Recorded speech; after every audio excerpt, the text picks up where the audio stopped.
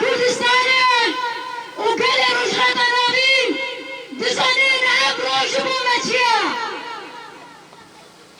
بازي شبادر حزروا ناس درمود وحيش تخواستن دارو ما رعش بكن لا بالفلسفة برابو ببيشتي تنازلوا كديامان عمروش نقرا روجا راش قرا روجا سرهدانه روجا بخودانه روجا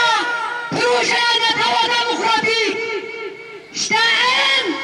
ما روجا وسا خودي لدار كامل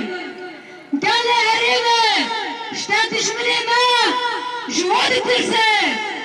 جم فلسفه برا بود ترسه جبال ويا كان عم 24 سنة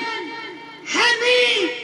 بيكو قانون خو بيبينه بيكو حقوق خو بيبينه سرو كديما لإمرالي دناما 4 ديوارندا دناما تجريدنا ناما تجريده كي جراندايا دمروا الحجر قطعوا الشجر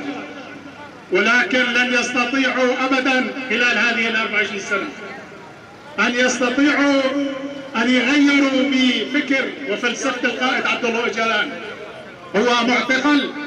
ولكن هو موجود في ضميرنا وفي وجداننا. فكره وفلسفته هي موجوده بيننا، فعلينا جميعا ان نرفع وتيره النضال ونكون بين الشعب.